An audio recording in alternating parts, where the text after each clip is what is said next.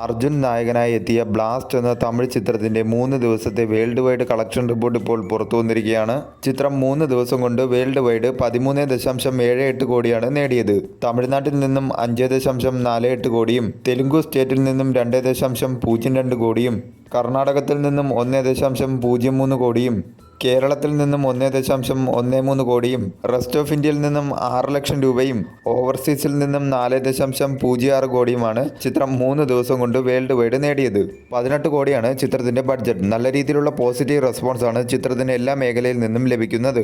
3 ദിവസം കൊണ്ട് തന്നെ ചിത്രം മികച്ച രീതിയിലുള്ള കളക്ഷനുമായി മുന്നോട്ട് പോയിക്കൊണ്ടിരിക്കുകയാണ്. 4-ാം ദിവസമായി ഇന്ന് നല്ല രീതിയിലുള്ള കളക്ഷനാണ് ചിത്രത്തിന് എല്ലാ മേഖലയിൽ നിന്നും ലഭിക്കുന്നത്. കേരളത്തിലും ചിത്രത്തിന് ആദ്യ ദിനം പോസിറ്റീവ് റെസ്പോൺസ് ആണ് കിട്ടിയത്. ആദ്യ ദിനം ചിത്രത്തിന് 6 ലക്ഷം രൂപയാണ് കേരളത്തിൽ നിന്നും കളക്ട് ചെയ്യാനായി സാധിച്ചത്. എന്നാൽ 3-ാം ദിനമായ ഇന്നലെ ചിത്രം 80 ലക്ഷത്തിന് മുകളിലാണ് കേരളത്തിൽ നിന്നും കളക്ട് ചെയ്തിരിക്കുന്നത്. ഇന്നലെ കേരളത്തിൽ നിന്നും ഏറ്റവും കൂടുതൽ കളക്ഷൻ കിട്ടിയ രണ്ടാമത്തെ ചിത്രവും ബ്ലാസ്റ്റ് എന്ന ചിത്രമാണ്.